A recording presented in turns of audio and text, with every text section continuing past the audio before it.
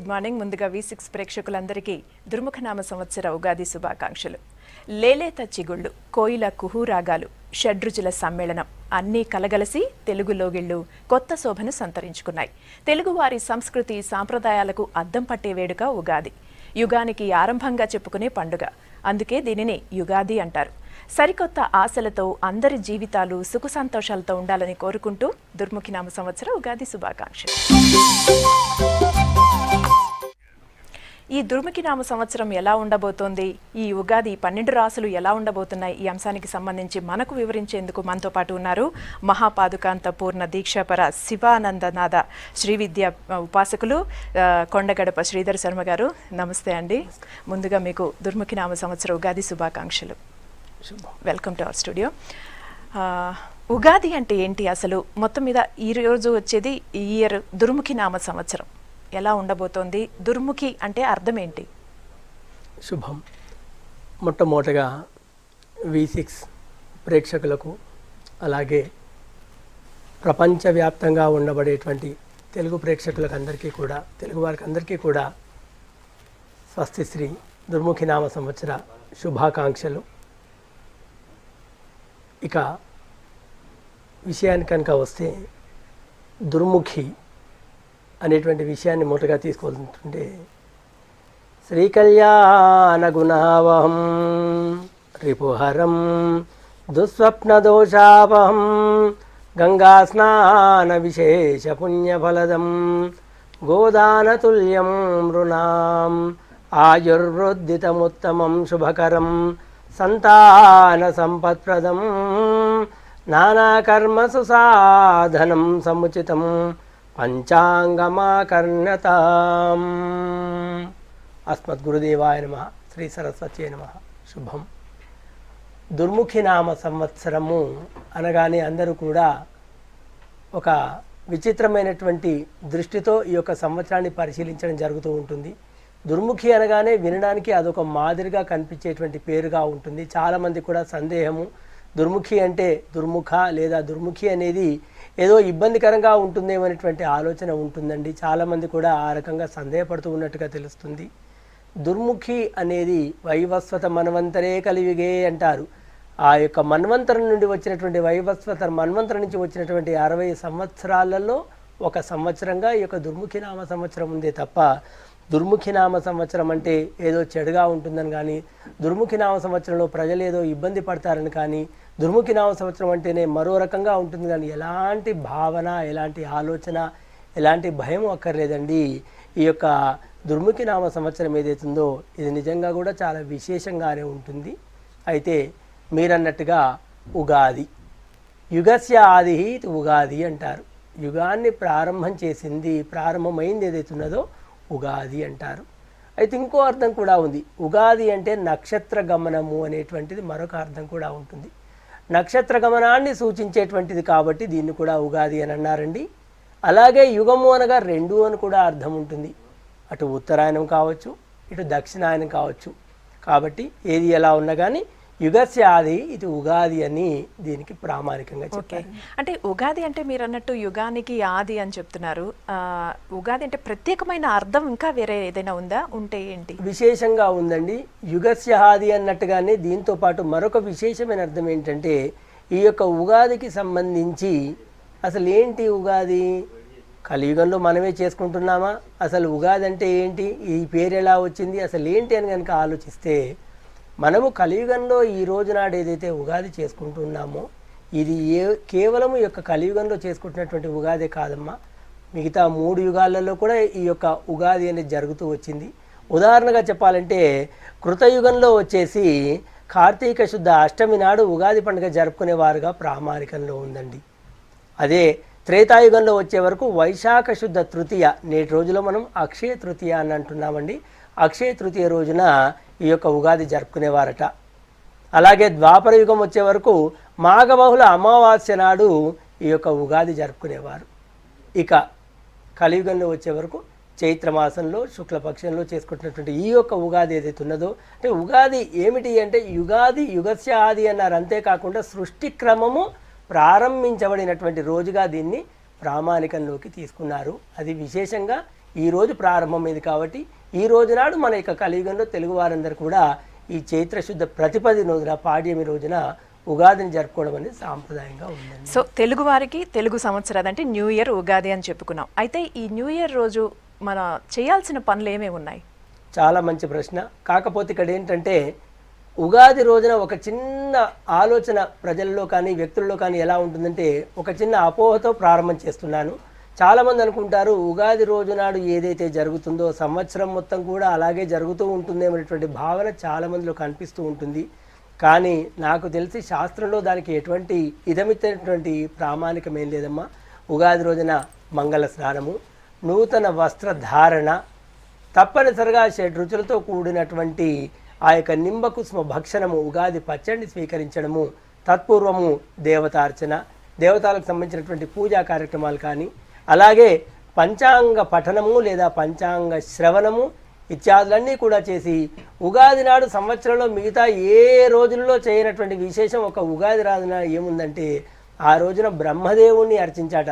కాలస్వరూపమైనటువంటి బ్రహ్మదేవుణ్ణి ఆ రోజు సృష్టి రచన చేసినటువంటి ప్రారంభించినటువంటి బ్రహ్మదేవుడిని ఆ రోజు అర్చించి శుభప్రదంగా ఎవరైతే ఈరోజు కార్యక్రమాలు ప్రారంభిస్తారో వాళ్ళందరికీ కూడా ఉగాది రోజున సకల సర్వకాల సర్వావస్థలందు కూడా సకల శుభాలు కలుగుతాయనేది ఒక ప్రామాణికంగా ఉందండి. నిజానికి తెలియని వాళ్ళు అంటే పండితులు కాబట్టి మీకు అందరికీ కూడా ఏ ఇయర్ ఎలా ఉండబోతోంది పేర్లు చూసి భయపడరు. కానీ మామూలు సాధారణ ప్రజలందరూ కూడా ఈ పేర్లు వినగానే మీరు అన్నట్టు దుర్ముఖి అనగానే భయపడిపోతారు, మన్మథనామ అనగానే ఏదో సమ్ ఫీలింగ్ అట్లా కలుగుతూ ఉంటాయి. నిజానికి ఈ సంవత్సరం దుర్ముఖి నామ సంవత్సరం ఎలా ఉండబోతోంది ప్రజలందరికీ? దుర్ముఖి నామ సంవత్సరము వాస్తవానికి మీరు అన్నట్టుగా ఆ పేరును చూడగానే ఏదో ఇబ్బంది పడాల్సినటువంటి దుర్ముఖ అంటే మంచి ముఖము కలగనటువంటి వాడు అనేటువంటి అర్థాన్ని ఒకటి చూపిస్తుంది. దుర్ముఖుడు అనేటువంటి ఒక రాక్షసుడికి సంబంధించినటువంటి అర్థాన్ని కూడా చూపిస్తుంది. ఈ విధంగా 2-3 రకాల అర్థాలు ఉన్నాయండి. ఏది ఉన్నా దుర్ముఖ అనేటువంటిది నా ఉద్దేశం ప్రకారంగా కానీ శాస్త్ర ప్రకారంగా పెద్దలు చెప్పిన దాని ప్రకారంగా కానీ అటువంటి అపోహలు కానీ అటువంటి అపార్థాలు కానీ ఎలాంటివి అవసరం లేదు.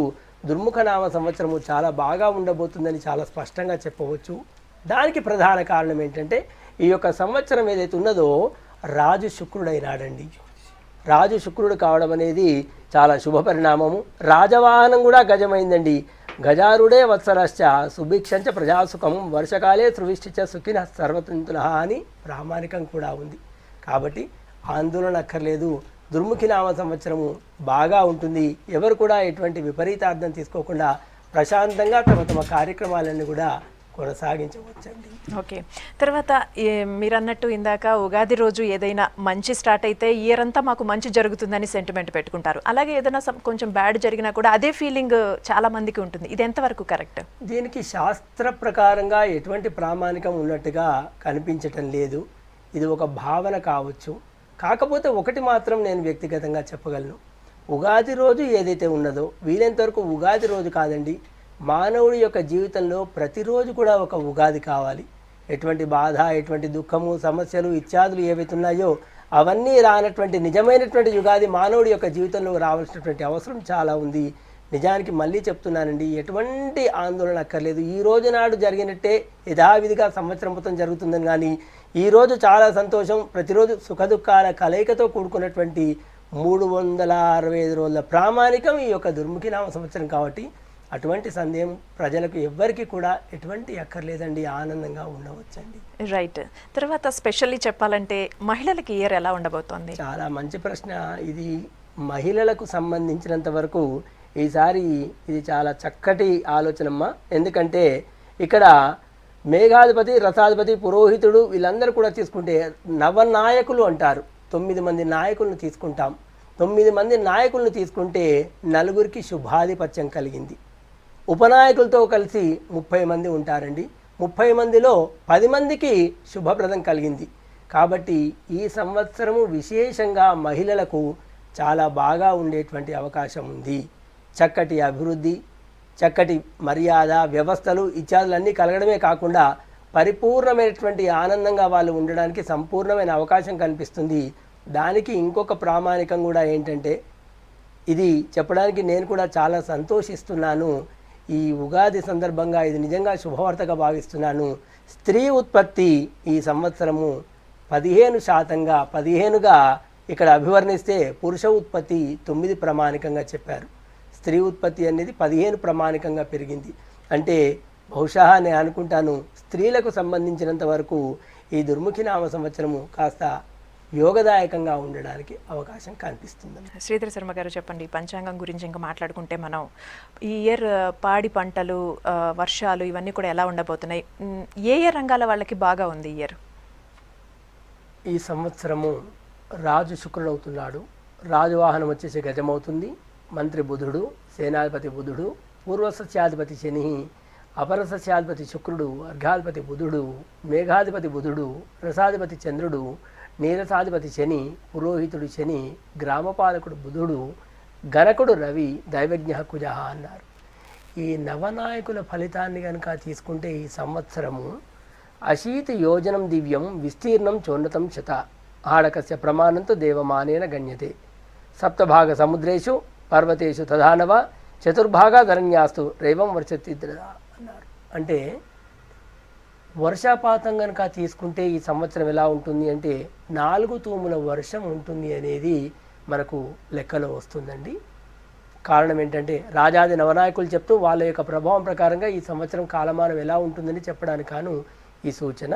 అయితే దీంట్లో ప్రమాణంగా చెప్పాలంటే ఈ సంవత్సరము బ్రహ్మాండమైన వర్షాలు కానీ లేదా అసలు వర్షాలు లేకుండా కానీ కాకుండా మధ్యమ వృష్టి ఉండడానికి అవకాశం చాలా వరకు కనిపిస్తుంది. మొదటి విషయం అండి.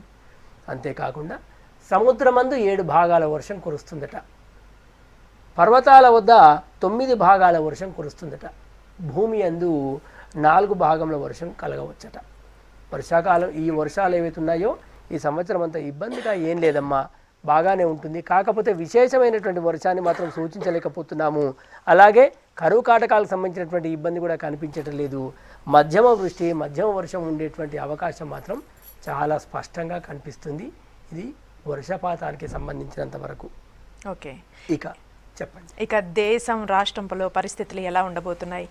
దేశకాల పరిస్థితులు కనుక తీసుకుంటే లగ్నమందు కుజశనులు, లగ్న కేంద్రమున కేతువు, పంచమందు శుక్రుడు, షష్టమందు రవి బుధులు, అష్టమ చంద్రుడు, దశమ కేంద్రమున గురువు, రావుల స్థితి ఇత్యాదుల కారణంగా చెప్పగలిగేది మొట్టమొదటిగా ఒక శుభవార్త ఏంటంటే భారతీయ ఇతిహాసములు, చరిత్రలకు సంబంధించినటువంటి కొత్త విషయాలు చాలా వెలుగులోకి వచ్చేటువంటి అవకాశం ప్రప్రథమంగా కనిపిస్తుంది. మొదటి విషయం అండి. అలా కాకుండా మేధావులకు, కవులకు, కళాకారులకు అంతర్జాతీయంగా ఖ్యాతి లభించేటువంటి అవకాశం రెండవది కనిపిస్తూ ఉంది. మూడవది ఈ 2 పక్కకు పెట్టిన తర్వాత పండితులకు, ఆధ్యాత్మిక సంస్థలకు అందరికీ కూడా సంబంధితమైనటువంటి గౌరవము, విదేశీ పెట్టుబడులు ఈ సంవత్సరం బాగా పెరగడానికి కూడా అవకాశం ఉంది. స్థూల జాతీయ ఉత్పత్తి కూడా వృద్ధి ఏదైతుందో అది బాగా పెరిగేటువంటి అవకాశం ఉందండి. తదుపరి వీటితో పాటు పెట్టుబడులు ఏవైతే ఉన్నాయో తెలంగాణ రాష్ట్రం కావచ్చు లేదా ఆంధ్ర రాష్ట్రం కావచ్చు, అన్ని రాష్ట్రాల్లో పెట్టుబడులకు సంబంధించినటువంటి అవకాశాలు కూడా చాలా ఎక్కువగా కనిపిస్తూ ఉన్నాయండి. విద్యా వైద్య రంగాల అభివృద్ధికే ప్రభుత్వము నూతన పథకాలను ప్రవేశపెట్టడం జరిగేటువంటి అవకాశం ఉంది. స్త్రీ శిశు సంక్షేమం మీద ఇంతకుముందే మనం చెప్పుకున్నాం, ఈ సంవత్సరం స్త్రీలకు చాలా బాగుంటుందని. స్త్రీ శిశు సంక్షేమానికై చాలా ఎక్కువగా శ్రద్ధ తీసుకునేటువంటి అవకాశం కూడా సుస్పష్టంగా ఉంది.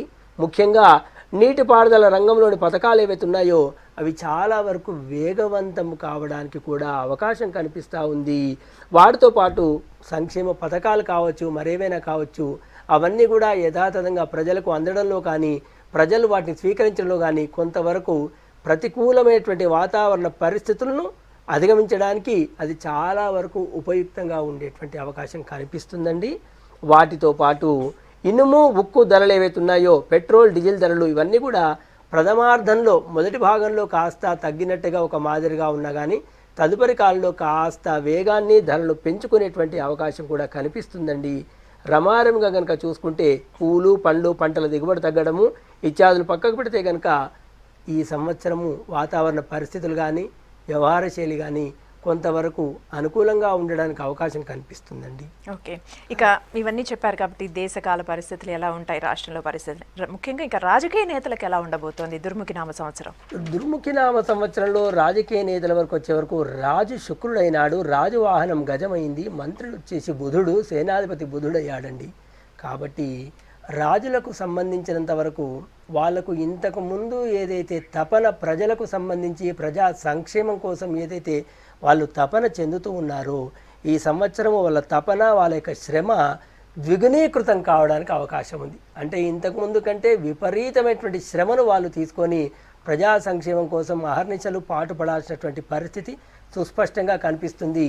అంతేకాకుండా వారికి సమకాలీన పరిస్థితులు ఈసారి వచ్చేటువంటి వర్షాకాల పరిస్థితులు కానీ, వర్షం అవుతుందో ఖండవృష్టి, ఒక రకంగా అల్పవృష్టి, ఒక రకంగా అనావృష్టి, రకరకాల పరిస్థితుల దృష్ట్యా ప్రజల యొక్క క్షేమార్థమై అటు నీటికి సంబంధించి కానీ, ఇటు వ్యవహారానికి సంబంధించి కానీ, స్త్రీ శిశు సంక్షేమానికి కానీ, రాజకీయ నాయకులకు సంబంధించినంత వరకు విపరీతమైనటువంటి మానసిక శ్రమ ఉండడానికి మాత్రం అవకాశం కనిపిస్తుంది.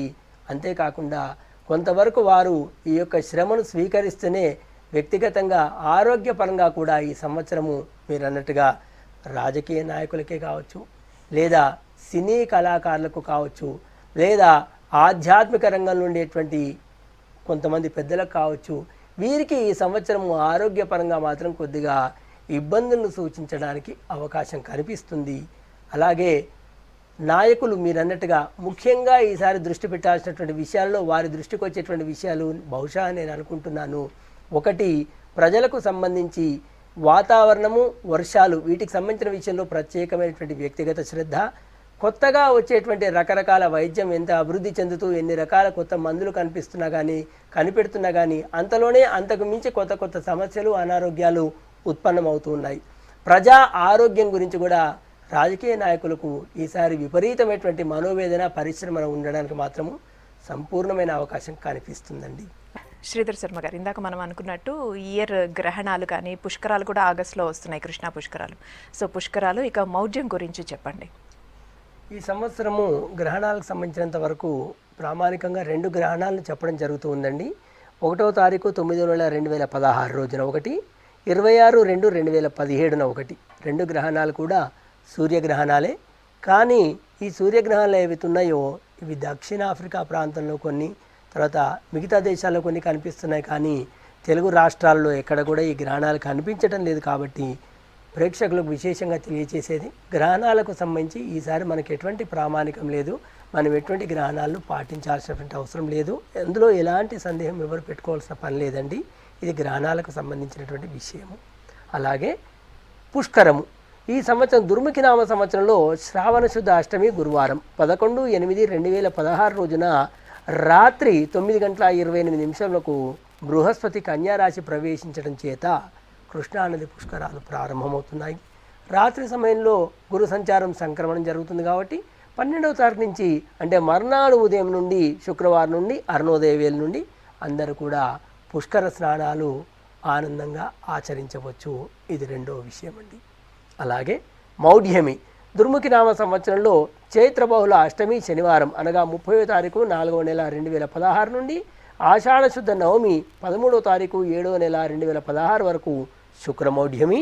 అలాగే మళ్ళీ అదే శుక్రమౌఢ్యమి పాల్గొన బహుళ అష్టమి సోమవారం 22/3/2017 నుండి వత్సరాంతము అనగా 30/3/2017 వరకు శుక్రమౌఢ్యం ఉందండి.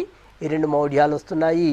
అలాగే గురుమౌఢ్యం కూడా భాద్రపద శుద్ధ దశమి ఆదివారం 11/9/2016 నుండి ఆశ్వయుజ శుద్ధ నవమి సోమవారము 10/10/2016 వరకు గురుమౌఢ్యం కూడా ఉంటుందండి. 2 సార్లు శుక్రమౌఢ్యమి, ఒకసారి గురుమౌఢ్యమి ఈసారి వస్తున్నాయి. గ్రహణాలు మాత్రం 2 కనిపిస్తున్నాయి. ఆ 2 గ్రహణాలు కూడా మనం పాటించాల్సిన అవసరం ఏం కనిపించటం లేదు. కృష్ణానది పుష్కరాలు వస్తున్నాయి. ఇది ఆగస్టు 11వ తారీఖు 2016 రాత్రి 9:28 ప్రారంభమవుతుంది. కాబట్టి ఎవరు కూడా ఎటువంటి ఆందోళన, సందేహాలు అక్కర్లేదు. మర్నాడు ఉదయం అరుణోదయ వేళ నుంచి పుష్కర స్నానాలు ఆచరించడము శ్రేష్టముగా ప్రామాణికంగా చెప్పడం జరుగుతుంది. ఇక ఉగాది అనగానే ప్రతి ఒక్కరు కూడా ఎంతో ఆసక్తిగా, చాలా ఇంట్రెస్టింగ్గా ఎదురు చూసేది 12 రాశులు వాళ్ళ రాశి ఎలా ఉండబోతోందని. సో 12 రాశుల వాళ్ళకి ఎలా ఉండబోతుంది? 12 రాశుల వారికి ఏదైతే ఉన్నదో ఈ సంవత్సరం కనుక తీసుకుంటే ప్రప్రథమంగా ఆదాయ వ్యయాలు కానీ, ఇవన్నీ కనుక తీసుకుంటే మొదటగా మేషరాశి కనుక తీసుకుంటే 2 ఆదాయం కనిపిస్తుందండి, 8 ఖర్చు కనిపిస్తుందండి.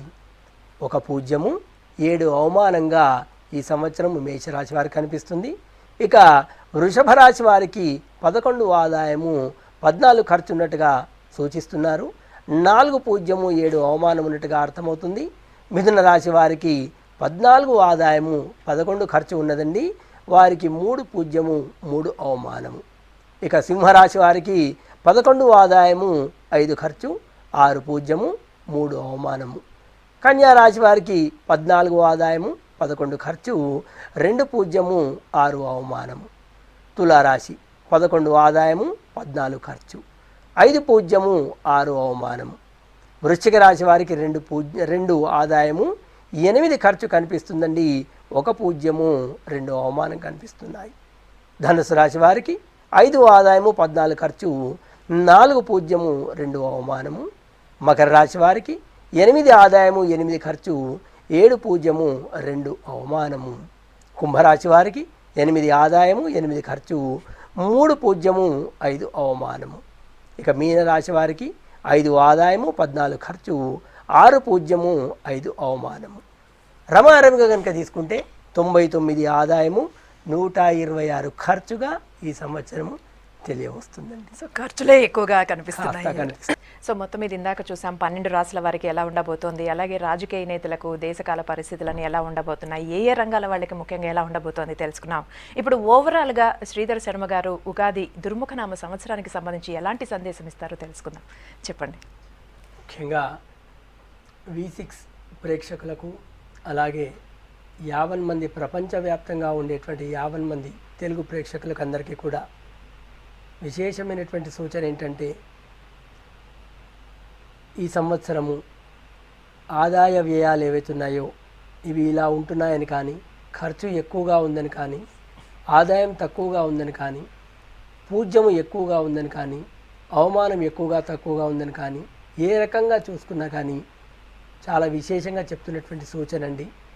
ఎటువంటి విషయాన్ని కూడా దీంట్లో ఏమవుతుందంటే, ఎవరికైనా వాళ్ళకు ఉండబడేటువంటి ఆదాయం కావచ్చు, వ్యయం కావచ్చు, పూజ్య అవమానాలు కావచ్చు, ఇత్యాదులన్నీ కూడా నవగ్రహ సంచారాన్ని దృష్టిలో పెట్టుకొని, వాళ్ళ రాశి ప్రకారంగా వాళ్ళకు ఉండబడేటువంటి గ్రహ స్థితిని దృష్టిలో పెట్టుకొని ఇచ్చేటువంటి ఫలితాంశం మొదటి విషయం అండి.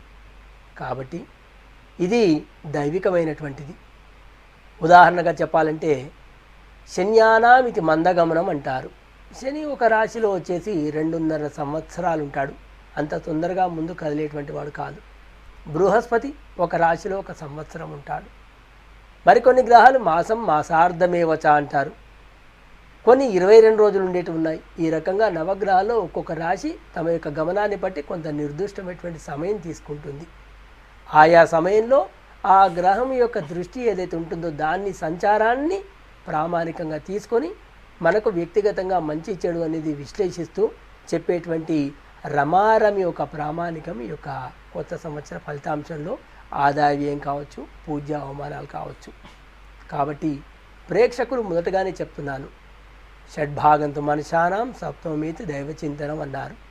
అంటే మన ప్రయత్నం ఏదైతే ఉన్నదో, మన యొక్క యోగము, మన అదృష్టం ఏదైతే ఉన్నదో అది ఎంతైతే ఉంటుందో దాన్ని మించినటువంటి ఒక అతీంద్రియమైనటువంటి శక్తి సప్తమేతి దైవచింతనం.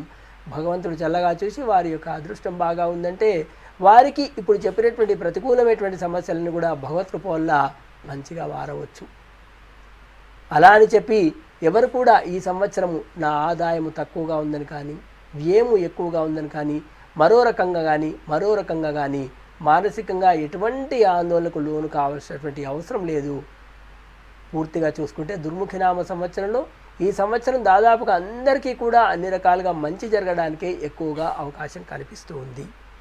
తర్వాత శని కూడా వత్సరాంతంలో ధనుస్సు రాశిలోకి వస్తున్నాడు, బృహస్పతి కూడా కన్యా రాశిలోకి వస్తున్నాడు.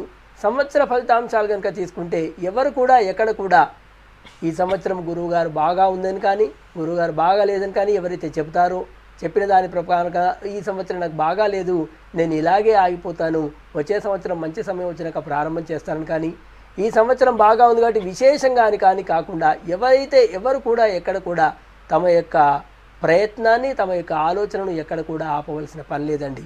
షడ్భాగంతో మనుష్యానాం నిష్కల్మషమైనటువంటి హృదయం చేత, నిండు మనసు చేత, సంపూర్ణమైనటువంటి ఆత్మవిశ్వాసం చేత మంచి పనిని ఎవరైతే ప్రయత్నం చేయడానికి మొదలు పెడతారో వాళ్ళకు తప్పకుండా భగవంతుడి యొక్క ఆశీస్సులు ఉంటాయి. ఒకటే సూచన అండి, భవతీతి న భవతి అన్నారు. జ్యోతిష్యాన్ని కూడా భవతీతి న భవతి జ్యోతిష్యం అంటూ చెప్తూ వచ్చారు. రకరకాల ప్రామాణికాలున్నాయి, రకరకాల లెక్కలు ఉన్నాయి. ఏది ఎలా ఉన్నా నేను అనుకుంటాను, ఒక వ్యక్తి యొక్క ఆత్మస్థైర్యము, మనోనిబ్బరము, తర్వాత నిండు మనసుతో చేసేటువంటి మంచి ఆలోచనలు ఏవైతే ఉంటాయో వాటికి భగవంతుడు తప్పకుండా తన యొక్క ఆశీస్సులు వాళ్ళకి అందజేస్తాడు. వాళ్ళ ప్రయాణం ఆగకూడదు, వాళ్ళ కార్యక్రమాలు ఆగకూడదు. నాకు మంచి సమయం లేదు కదా, ఈరోజు బాగాలేదేమో, ఈ వేళ బాగాలేదేమో, ఈ సంవత్సరం బాగాలేదేమో, నేను ఆగిపోతానని కాదు. తమ ప్రయత్నాన్ని నిర్విఘ్నంగా ప్రయత్నాన్ని కొనసాగించేటువంటి ఆలోచనను వాళ్ళు మానుకోకూడదట. అలా మానుకోకుండా వాళ్ళు ప్రయత్నం చేస్తున్నప్పుడు మంచి ఆలోచనలకు, మంచి ప్రయత్నానికి భగవంతుడు ఆశీర్వచనం ఉంటుంది. ఎవ్వరు కూడా ఎలాంటి పరిస్థితుల్లో కూడా నిరుత్సాహపడాల్సిన పని లేదు. సంవత్సరం బాగా ఉంటుంది, ధైర్యంగా ఉండండి, ఆనందంగా ఉండండి. ఇంకొకటి చెప్తున్నానండి, కొన్ని రకాల సమస్యలు, కొన్ని రకాల ఇబ్బందులు ఏవైతే ఉంటాయో అవన్నీ కూడా కాలగమనంలో వస్తూ ఉంటాయి, పోతూ ఉంటాయి, రకరకాలుగా జరుగుతూ ఉంటాయి. జీవితం అంటేనే సమస్యల వలయం కావచ్చు. షడ్రుచుల పచ్చడితో తీసుకుంటున్నాము. ఈ యొక్క సంవత్సరం యొక్క ఫలితాంశాలను అన్నిటిని కూడా మనం అన్ని రకాలుగా ఎదుర్కోవడానికి సూచికగా పండగ మొదటి రోజునే షడ్రుచుల పచ్చడిని తీసుకొని దాన్ని మనము ఆస్వాదించబోతున్నటువంటి పరిస్థితిని తెలుసుకుంటున్నాము. ధైర్యంగా ఉండండి. మానసికంగా, శారీరకంగా వచ్చేటువంటి ఇబ్బందులు కావచ్చు, సమస్యలు కావచ్చు, వస్తూ ఉండవచ్చు, తగ్గుతూ ఉండవచ్చు, లేదా తగ్గకపోవచ్చు, లేదా క్షణంలోనే మారవచ్చు. శారీరకంగా వచ్చేటువంటి సమస్యల గురించి ఆలోచించకండి. మానసికంగా మాత్రం దయచేసి అనారోగ్యగ్రస్తులు కాకండి. మానసికంగా ఆనందంగా ఉండండి, ధైర్యాన్ని కోల్పోకండి. దుర్ముఖి నామ సంవత్సరము తప్పకుండా మీ అందరికీ కూడా అన్ని రకాలుగా శుభప్రదంగా ఉంటుంది. భగవంతుడి యొక్క ఆశీర్వచనం ఉంటుంది.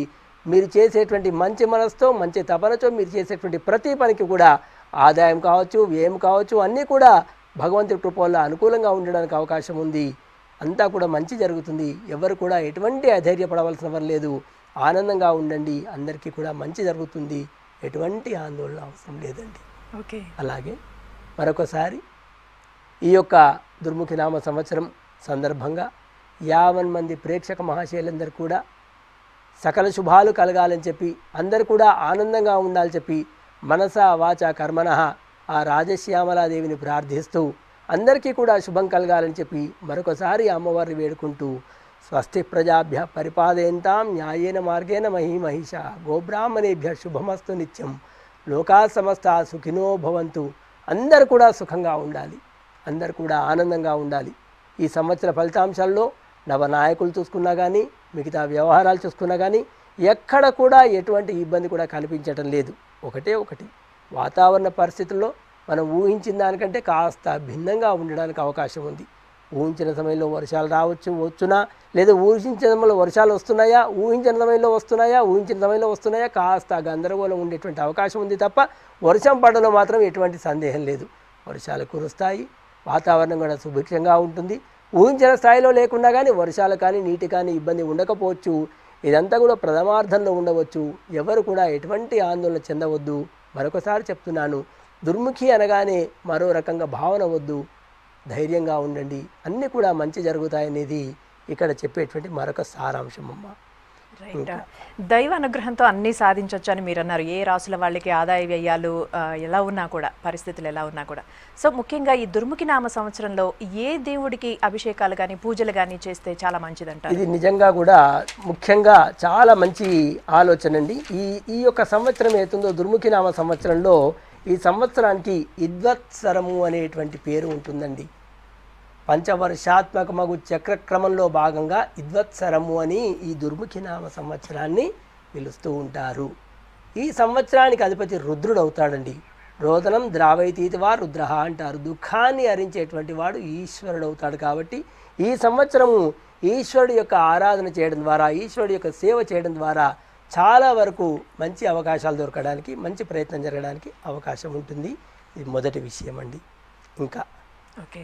సో రుద్రుడికి అంటే శివుడికి పూజలు అభిషేకాలు చేసే కన్నా కూడా ఇంకేదైనా చేయొచ్చు అంటారు? ఏదైనా ఈ సంవత్సరము అంటే దానాలు అలాంటివి చాలా మంచి విషయము.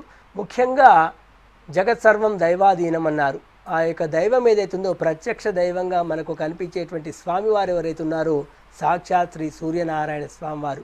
సూర్యాధీనామితి గ్రహాణం అన్నారు.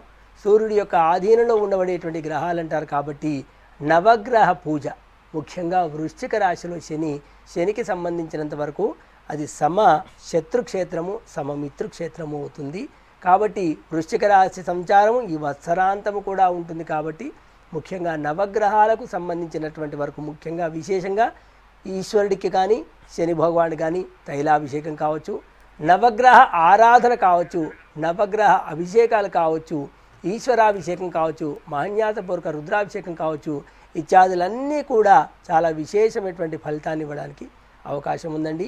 ఎవరికి ఎటువంటి గ్రహస్థితి ఉన్నా కానీ ఆరోగ్యం భాస్కరాది చేత్ అంటారు.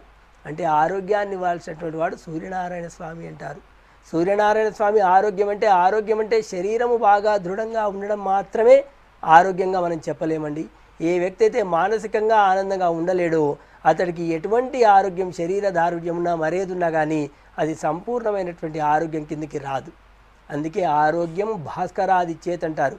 మనస వాచ కర్మన ఏ వ్యక్తి పరిపూర్ణమైనటువంటి ఆనందాన్ని అనుభవించగలుగుతాడో అది మాత్రమే నిజమైనటువంటి ఆరోగ్యము. అటువంటి ఆరోగ్య ప్రదాత ఎవరైతే ఉన్నారో అతను సూర్యనారాయణ స్వామి అవుతారు. ఆ యొక్క సూర్యనారాయణ స్వామికి సంబంధించి కానీ నవగ్రహారాధన కానీ ఈశ్వరుడికి సంబంధించిన రుద్రాభిషేకాలు కానీ ఇత్యాదులు ఈ గ్రాచారం ఈ రాశి వారికి చాలా బాగుంది కాబట్టి వీళ్ళు చేయనవసరం లేదని, కానీ ఈ రాశి వాళ్ళకు ఏలినాటి శని ప్రభావం ఉంది కాబట్టి వీళ్ళు విపరీతంగా చేయాలని కాదు. అందరూ కూడా భగవంతుడికి చేసేటువంటి సేవ ఎప్పుడు కూడా నిష్ఫలంగా పోదండి. అందరూ కూడా ఎవరికి చాతనైన మేరకు వారు, ఎవరికి అవకాశం ఉన్నంత వరకు వారు కనీసం ప్రదక్షిణాలు, దేవాలయ సందర్శన, తీర్థప్రాసన ఇత్యాదులు తీసుకోవడం ద్వారా దైవికమైనటువంటి కృప వారికి సంపూర్ణంగా లభిస్తుంది. తద్వారా వారు మానసికంగా ఆరోగ్యంగా ఉండడం ద్వారా శారీరకంగా చైతన్యవంతులు అవ్వగలుగుతారు. ఎప్పుడైతే మానసికంగా శారీరకంగా వాళ్ళు చైతన్యవంతులుగా ఉంటారో వాళ్ళు చేసేటువంటి ఆలోచనలు కానీ వాళ్ళు చేసేటువంటి వ్యవహారాలు కానీ చాలా వరకు సఫలీకృతం కావడానికి అవకాశం ఉంటుందండి. ఇది మనోవికాసాన్ని మనోధైర్యాన్ని పెంచడానికి కూడా చాలా ఉపయుక్తంగా ఉంటుంది. ఇక ఫైనల్గా చెప్పుకోవాల్సి వస్తే దేశాన్ని పట్టి పీడిస్తున్న సమస్యల్లో నిరుద్యోగం కూడా ఒకటి. సో నిరుద్యోగులకి ఈ ఇయర్ దుర్ముఖి నామ సంవత్సరం ఎలా ఉండబోతోంది? కొత్త ఉద్యోగ అవకాశాలకు ఎలాంటి ఛాన్సెస్ ఉన్నాయి? శుక్రుడు రాజైనటువంటి కారణాన, మంత్రి బుధుడైనటువంటి కారణాన ఈ సంవత్సరము నిరుద్యోగులకు సంబంధించినంత వరకు చాలా బాగా ఉపయుక్తంగా ఉండి చక్కటి ఉద్యోగ అవకాశాలు రావడానికి సంపూర్ణమైనటువంటి అవకాశం కనిపిస్తుందండి. ముఖ్యంగా సంతోషించాల్సిన విషయం ఏంటంటే నవనాయకులలో 9కి శుభాధిపత్యం కలిగిందండి. 30 మంది ఉపనాయకులు, నవనాయకులతో 30 మంది ఉపనాయకుల్లో 10 మందికి శుభాధిపత్యం కలిగింది. శుక్రుడు రాజు కావడం అనేది ఇక్కడ చాలా చక్కటి పరిణామము. పైగా మంత్రి బుధుడు కావడం కానీ వీళ్ళందరూ కూడా ఒకరిని ఒకరు ప్రేరేపిస్తూ వీళ్ళంతా సాత్వికమైనటువంటి ఆలోచన ద్వారా ముందుకెళ్ళేటువంటి అవకాశం ఉంటుంది. కాబట్టి నిరుద్యోగులకు కూడా చక్కటి అవకాశాలు, ఉద్యోగ అవకాశాలు మెండుగా సంపూర్ణంగా ఉన్నాయని మాత్రము సూచించడానికి సంపూర్ణమైన అవకాశం ఉంది. Right, thank you very much Sharma గారు. దుర్ముఖి నామ సంవత్సరం గురించి చాలా చక్కటి విషయాలు తెలియజేశారు. సో ఎక్స్క్యూజ్ మీ, మొత్తం మీద దుర్ముఖి అనే పేరు వినగానే అసలు భయపడాల్సిన అవసరమే లేదని, ఈ ఇయర్ ప్రతి రంగానికి కూడా ప్రతి ఒక్కరికి కూడా చాలా బాగుంటుందని, దైవాన్ని నమ్ముకుంటే ప్రతి ఒక్కరికి అన్ని విజయాలే సమకూరుతాయని శర్మ గారు చెప్తున్నారు. ఇది ఇవాళ డిస్కషన్.